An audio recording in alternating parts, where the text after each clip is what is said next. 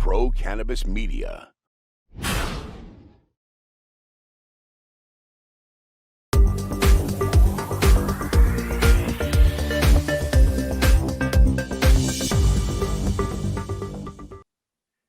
Hi, everyone. Welcome to another edition of In the Weeds with Jimmy Young, our regular weekly podcast here on Pro Cannabis Media, now PCM TV. I'm Jimmy Young, the founder of Pro Cannabis Media, and we are so happy to have a member of our Weed Talk News staff in our little studio chat room today, and that is Jackie Bryant from California. Jackie, thank you so much for joining us. Thank you so much for having me. I'm super happy to be here. It's a nice way to start the week. Absolutely. And, you know, it's been an interesting time in the cannabis space over the last few weeks with two major stories breaking and happening, and one being Supreme Court Justice Clarence Thomas's 5-page rant about how contradictory the federal cannabis laws are. First of all, were you surprised that that came out of the blue? Yes and no. In some ways, yes, because, over the years, we've all seen a lot of like double speak and double talk about cannabis use and what comes out in the public. And, how often is it that, a pro athlete, leaves the league and oh, surprise, they're a cannabis user, or, John Boehner, a lawmaker. This happens all the time, that people are in private much more liberal about their cannabis use and cannabis legislation than maybe they would have let on before. So in a way, yes, and in a way, no. It's weird. In both directions, it's very typical, right? At the same time, I think it would be very hard to be a Black man in the United States and not feel somehow sympathetic, even if you're not into it yourself, to those who use cannabis and to the way that the war on drugs has harmed the Black community in the United States. So it wouldn't surprise me that, in private, he may have been harboring these more progressive thoughts along those lines. So I don't know. My answer is yes and no. It's like shocking, but then it's like, yeah, no one cares about weed deep down, actually. Like only a few, wackos do. Everyone's kind of like, it's weed. This is ridiculous. So I go both ways. And I know that you are a freelance writer, and we'll get to the next big story in a second, but I found it rather interesting that a conservative judge of the Supreme Court would come out like this, make a very good case for the reason why federal laws, according to the Constitution, which he is a constitutionalist, but never mentioned one word, that word being race. And you and I both know how much a factor race has played in the prohibition of cannabis, in law enforcement's ability to fill their jails with people of color.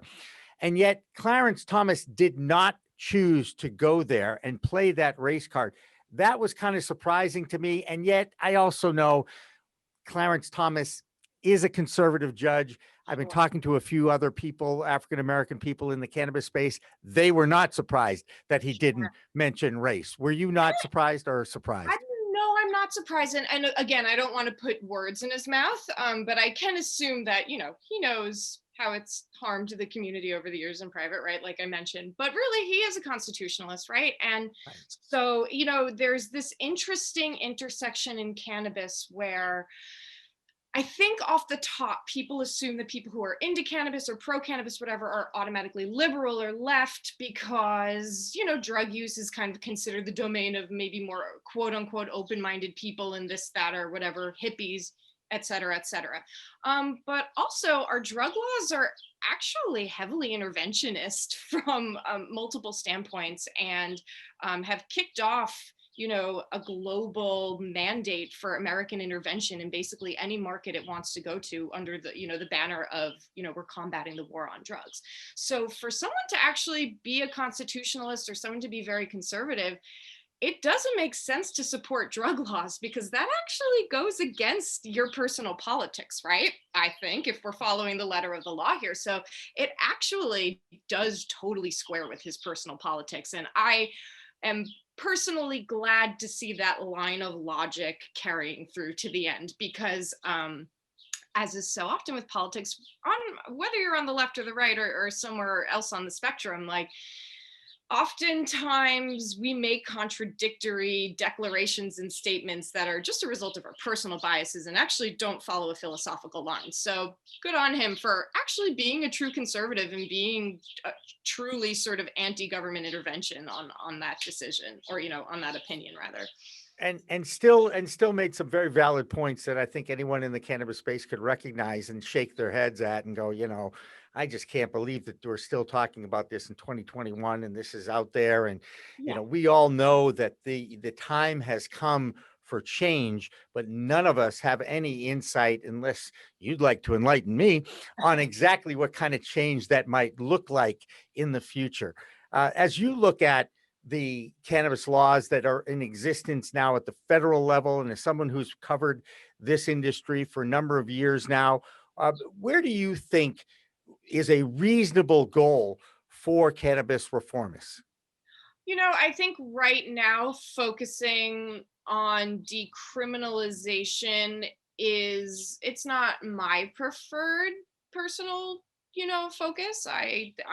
And my politics tend to be more radical always in general. So I'm always like, let's go for the full hog.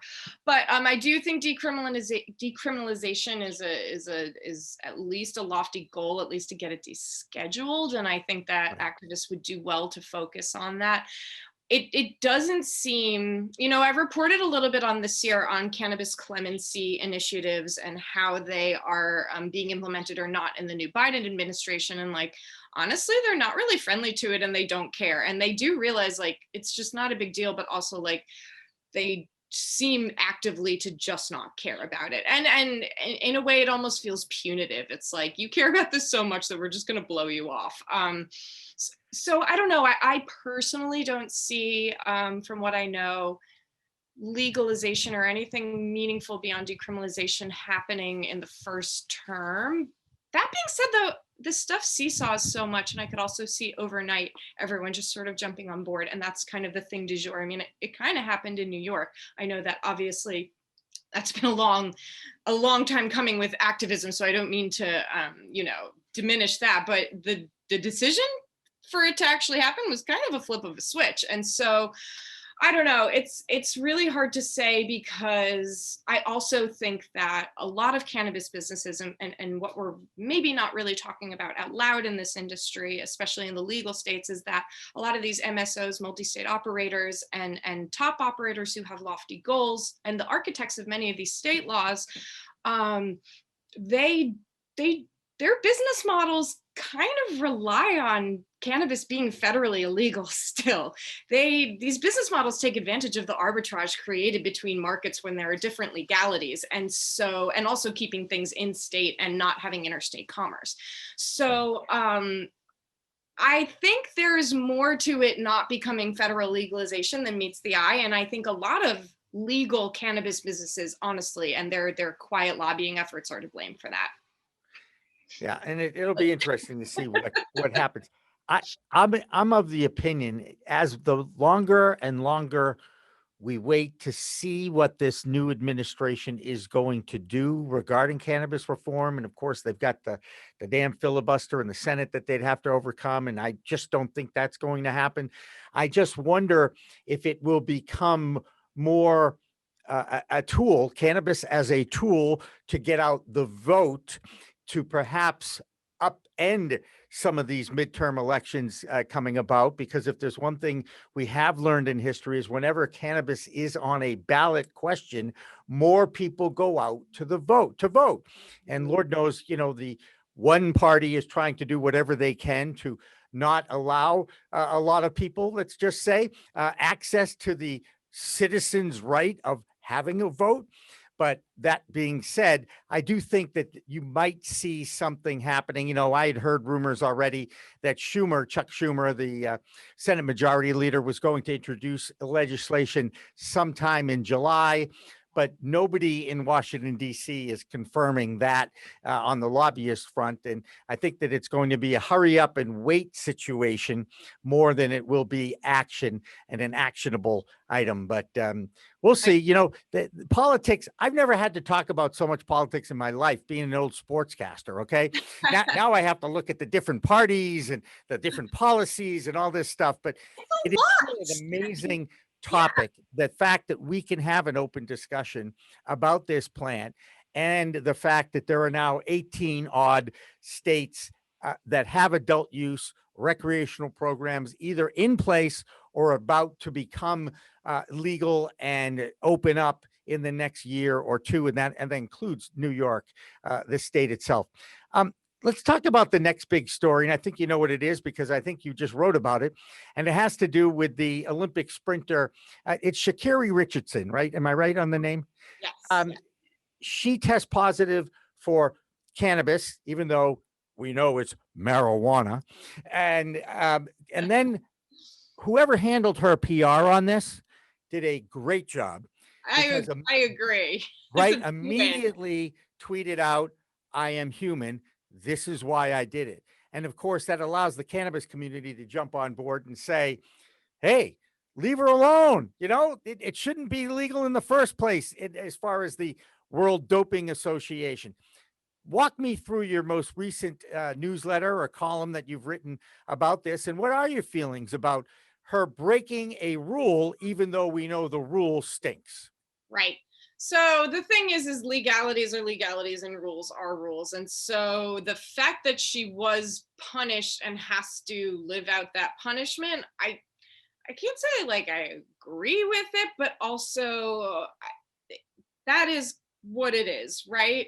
But at the same time, it's a no-lose, a no-win proposition. You're faced against the thing impossible. I mean, she faces so many things. It's not just the fact that she tested positive for weed, which is a pretty normal thing. And it's actually extremely normal among athletes, both professional and quote unquote amateur. That's a whole other conversation, right? Right. There's no such thing as an amateur anymore. Exactly. Whether they're really amateurs, don't even get me started. I'm sure you could talk forever about that too. But, you know, she's also a Black woman, and she does, you know, there are levels of respectability politics in here, and yeah, rules are rules, but the rules are bad. The rules are punitive. The rules are completely misunderstood and based off of bad science. And so I don't know, it's in this weird spot where, yeah, unfortunately, she does have to be disqualified. And I'm not really interested in that debate because it's like, no, obviously she should be allowed to compete, right? But then what? Then what about all the athletes before her who are also subject to the same?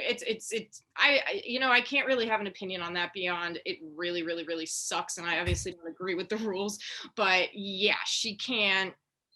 We've got to follow the punishment line here.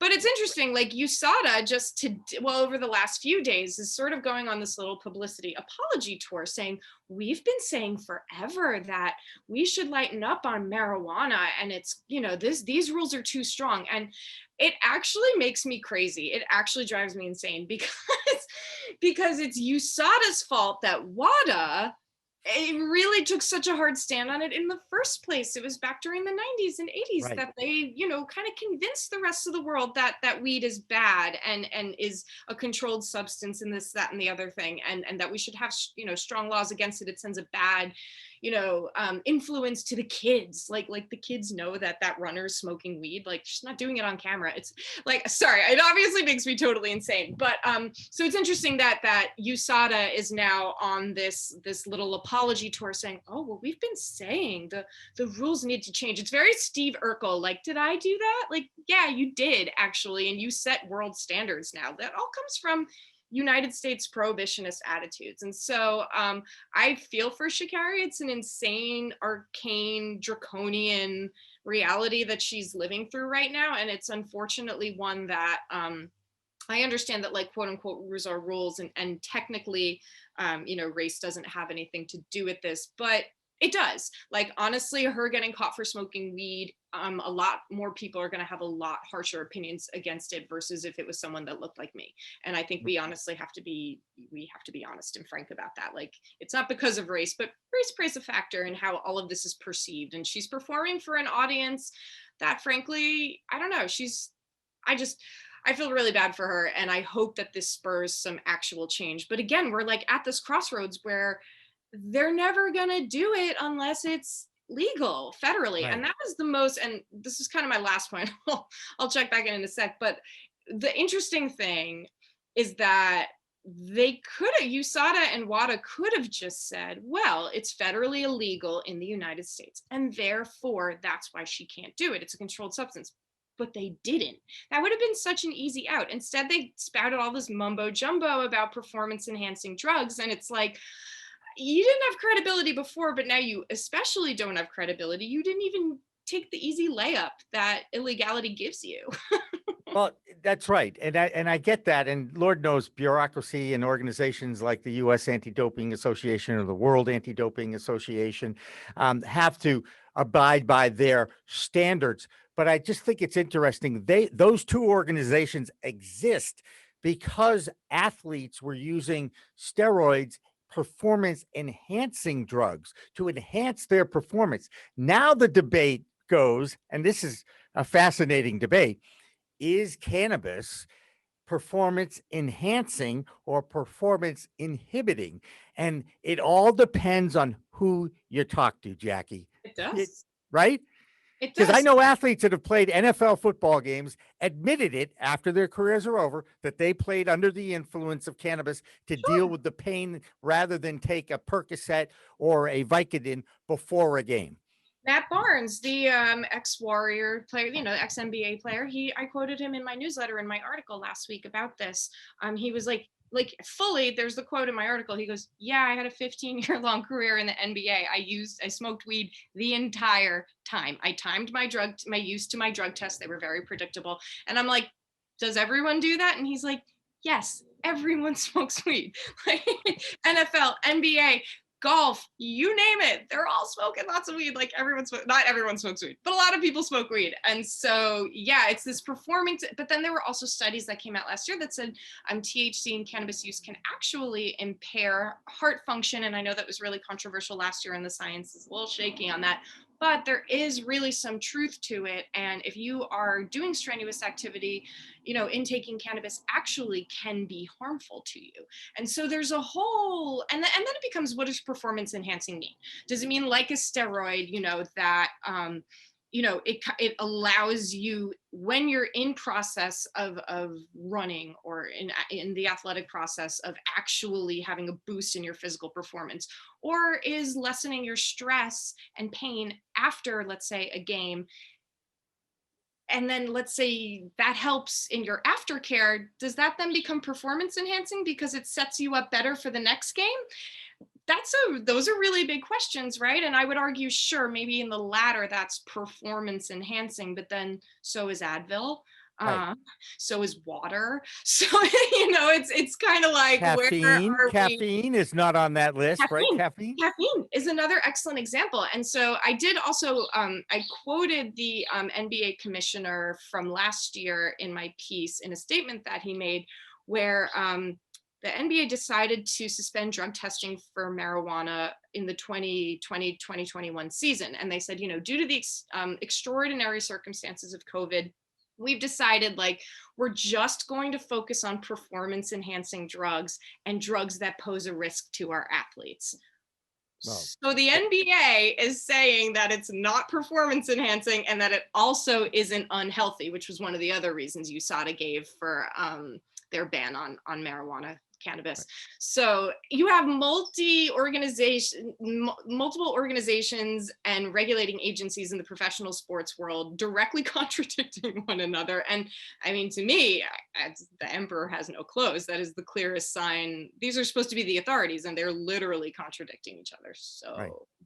Not surprising. And it's so funny, even amongst the cannabis community, when we talk about the effect of different strains, and we had this conversation recently in our office meetings, if you will, and we talked about how can you review a strain at a dispensary, knowing that whether it's a hybrid, an indica, a sativa, how it affects you, Jackie, is going to be different than how it affects me, because each one of our endocannabinoid systems is different. And that's the whole point of this plant, is the balancing aspect of it with an internal system that every mammal has. So I keep saying, it's like, well, you can tell me that this is the greatest strain of all time, and I could take a couple of hits and it don't do shit to me. Absolutely. Who's right here, right? Exactly. Certain right and sativas wrong. don't really get me high, for example, and certain sativas actually make me feel really swollen, and my eyes kind of like feel swollen, and I don't get really high, but I just feel like I'm like retaining water, and it's very uncomfortable.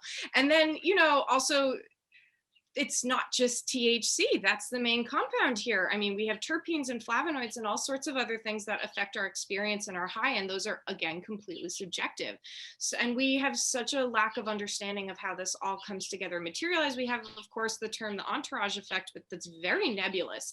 And so even among, our community, there is a lack of understanding of how this all exactly works. And so it's interesting. I just don't understand how you could make a determination beyond that. Right. And they seem to have done that, obviously. And I don't know, it just blows my mind. It's so antithetical to the way I think about things that sometimes I forget kind of what planet I'm living on. Right. And you've been on the Cannabis Beat. Walk us a little bit through your career as a freelance writer in California. And I always kid to Californians, that it's a completely different planet out in California. It just is. The people are different, the lifestyle's different, the weather's different, the whole 9 yards. And it's a very progressive state. And yet there are people, again, in the cannabis community who believe that the state has really screwed up the legal adult use recreational market. Can you walk us through a little bit about how and why this might have happened in California? Sure. And I consider myself among those who think that California really screwed it up. I mean, it is the largest legal cannabis market on planet Earth, and it should be the crown jewel and shining example. But right now, I believe it's about $3-something billion in the legal market, and about I think estimates are like 11-12 billion for the illegal Black legacy market.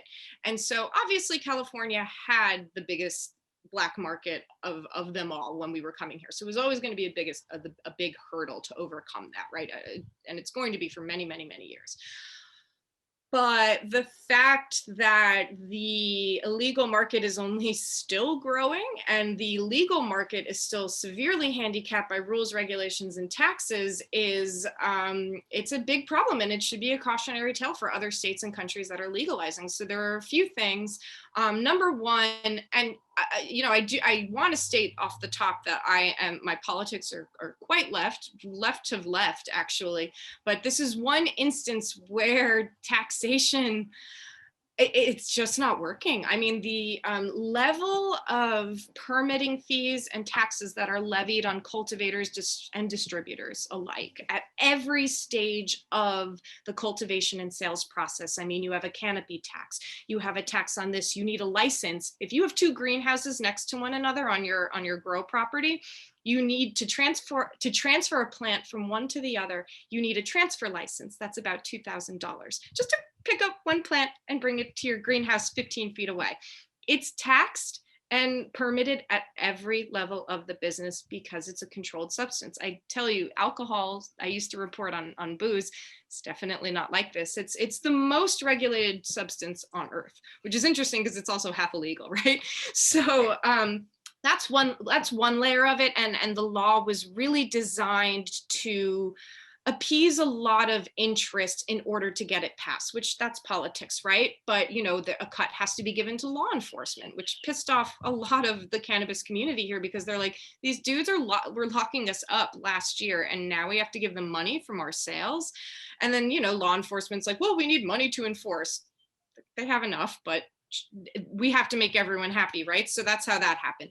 So you have this high barrier to entry that these small mom and pop growers up north, let's say in the Emerald Triangle, I mean, how are they going to get several $100,000 of permitting fees, especially when they're coming off the back of being illegal for so long? And some people have been jailed.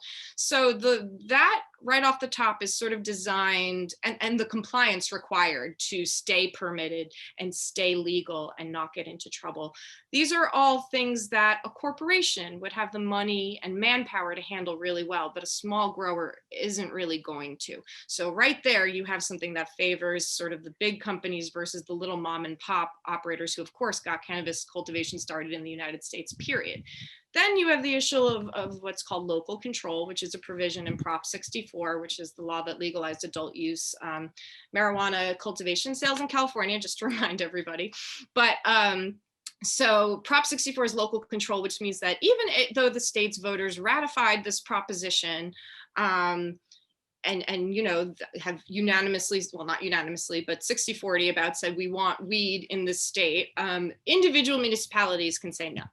And so they can either vote on it or their city councils can vote on it. It totally depends where you are. So cities, counties, towns, unincorporated areas, they all have the option to say no. So I would say about 70% of the land mass of California right now, it is actually not legal to buy or sell cannabis in, which is interesting because everyone's like, oh, weed's legal in California. So you have that issue of local control. And so I'll try to wrap this up. I know I'm rambling. It's kind of my favorite topic, though. I kind of love it. I was gonna say it's a big topic. It's a big state, and there's a lot of layers to it. There are. And so with local control, that means that the number of licenses is severely capped and only certain people can get them. And it totally depends where you are, how you're going to get them, how easy it is or not. Desert Hot Springs, for example, is very liberal and lets everybody have a license, and there's almost no regulation. Whereas the city of Chula Vista, which is just south of San Diego proper, you know, their licensing process has been held up for 3 years. They only have one dispensary up. So when there's an absence of licensing, people don't have access to cannabis.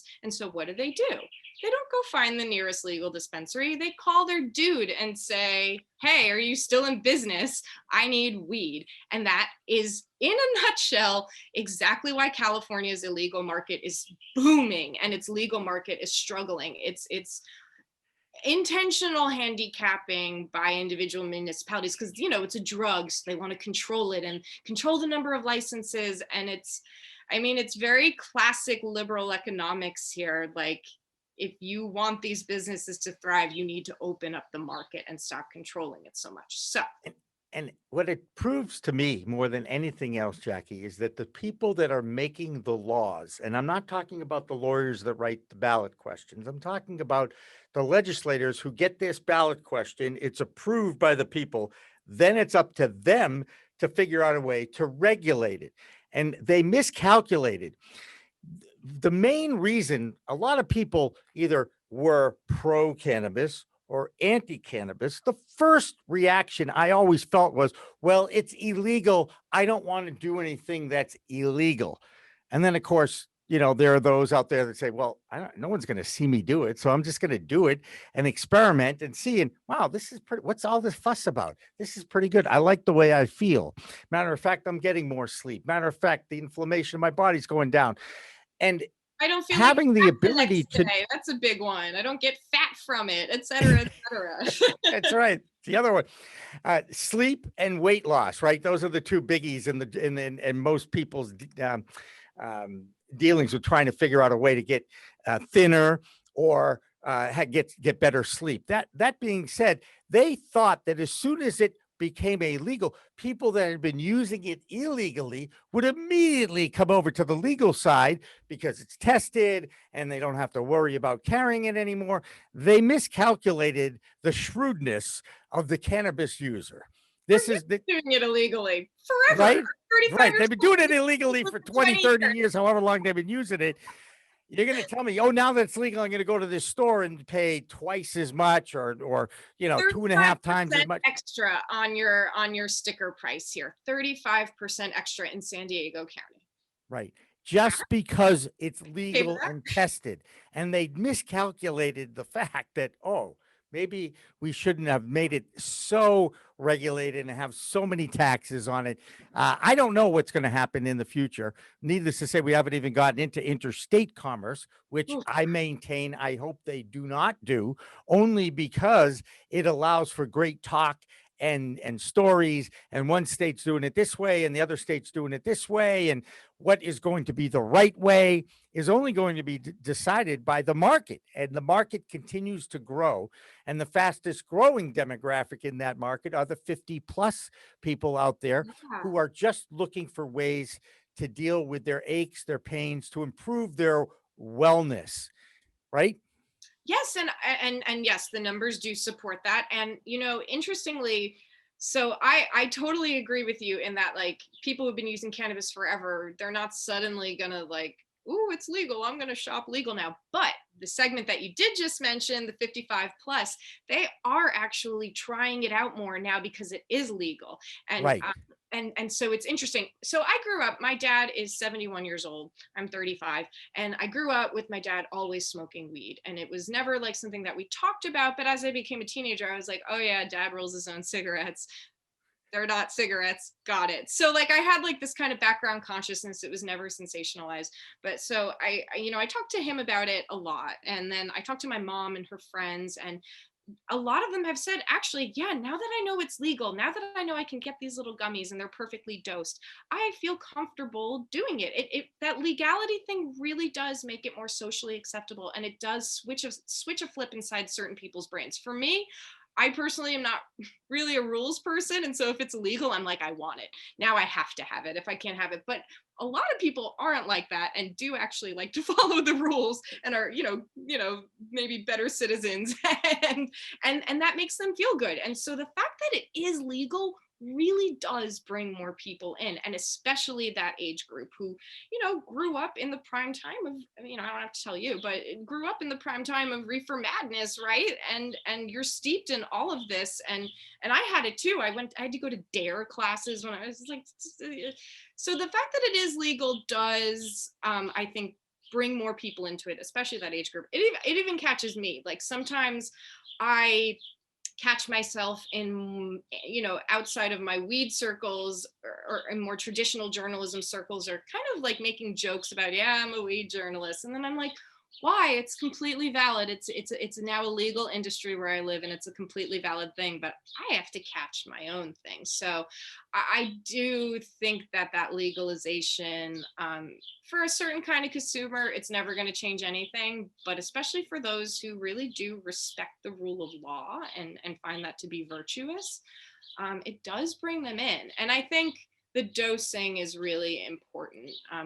Legalization now means that edibles have become an entry level product, which is really, really, really funny to me. Because edibles used to be the domain of the hardcore, right? They were the wild, wild west, because you like never really 100% knew what you were getting. So you had to be ready to go on a ride. Right.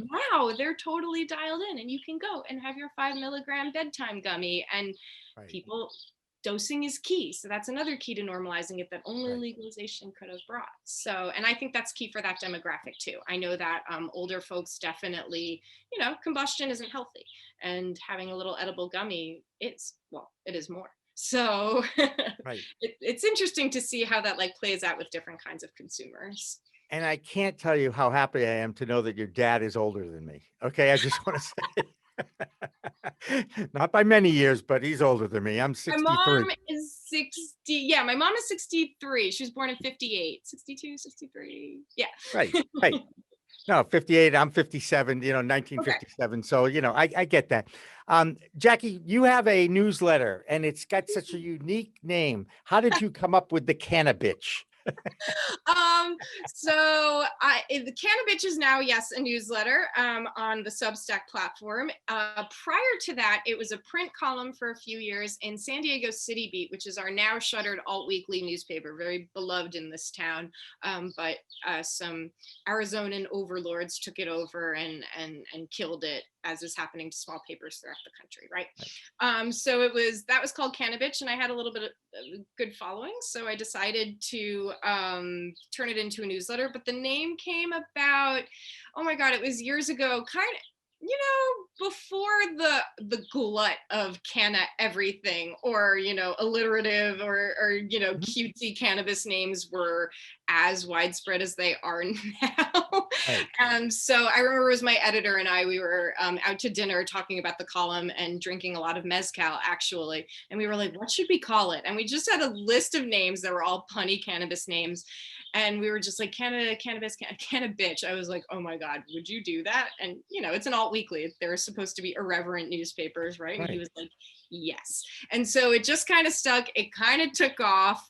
It's become a little bit of a moniker, which is not something I necessarily lean into, but I also don't shy away with it. When people refer to me as the Cannabitch, I'm like, I guess. Okay. Yeah. It's so yeah, I can shock people because it has a curse in it, which I sometimes forget. But I personally don't really believe in bad words. It's not really a concept I subscribe to. So yeah, I guess it's sort of like taking things that were previously, that are maybe shocking and salacious to some, the idea of weed, calling yourself a bitch, and maybe just reclaiming that and making it kind of regular and hopefully irreverent and a little informal. Like, you can learn a lot from my newsletter. I talk about the intersection of cannabis and culture. My whole thing is like, oh, here's an idea. What's the weed angle on that? And so it's taking everyday subjects and kind of putting the weed spin on it. And I hope that the name, kind of reflects that you'll learn a lot here, but it's also, it's a fun place too. and I love how it brought us together when you wrote about getting lobsters, my favorite food, high, and wrote about the Southwest Harbor group that was doing that. And I just thought it was brilliant.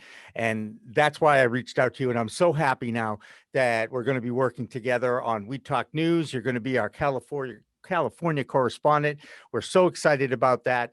And I really want to thank you for just making it work, because I couldn't have picked a better person out there who has such a unique view on what is going on in that crazy, crazy state that they call California. It is crazy. And thank you. I'm super happy to be on board and that we connected. And also because, and we talked about this privately, but I am from New York. I've only been in California for 7 years, which feels like a lifetime, but also isn't at the same time, right?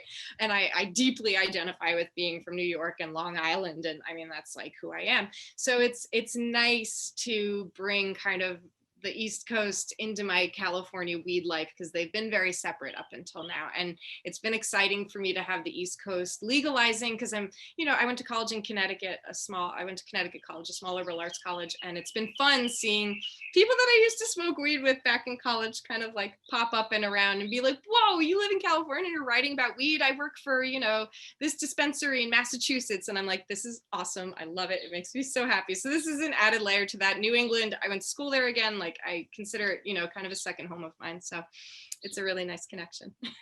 Well, we are going to continue to document the connections of cannabis coast to coast.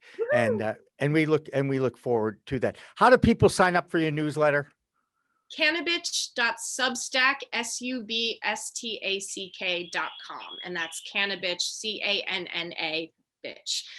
You can also find me all over the internet. I am, for better or worse, very Googleable. Jackie Bryant, type in Jackie Bryant weed, you'll find me.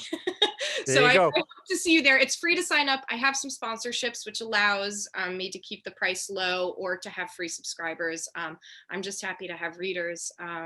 It's a really fun time. Like I said, we talk about all the weird and interesting ways that weed pops up in your everyday consciousness, and things hopefully you haven't thought of, or ranting about things like marijuana bans in the Olympics and stuff like that. So I think it's something that anybody with a remote interest in weed can get into. There you go. Well, that's Jackie Bryant. Don't call her the Cannabitch. Remember, it's her newsletter, Cannabitch, right? Technically, yes. I am happy to have any attention on it whatsoever. But yeah, technically, it's the publication name. But there you go. For Jackie Bryant, I'm Jimmy Young from Pro Cannabis Media. Remember, it's a whole new world of weed out there. Use it responsibly. Thanks for watching. Thanks for listening.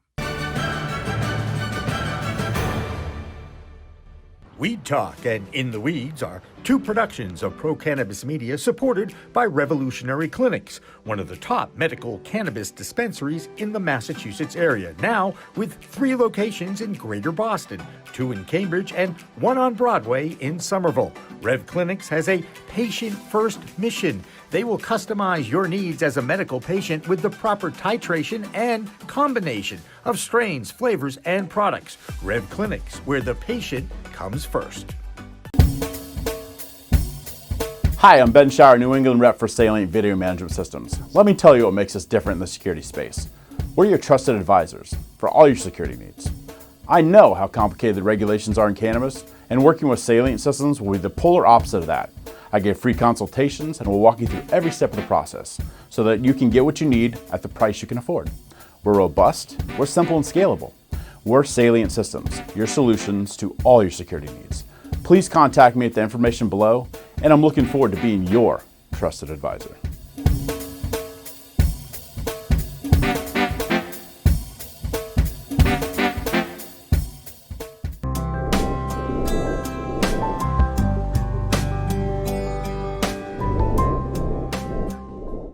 Pro Cannabis Media programming is available live and on demand on our Facebook page at Pro Canna Media, on Instagram at Pro Cannabis Media, on LinkedIn also at Pro Cannabis Media, on YouTube and YouTube Live on Pro Cannabis Media, Twitter at Pro Canna Media, and on twitch.tv/Pro Cannabis Media. So like, share, and subscribe to all of our content, newsletters, and shows live or on demand.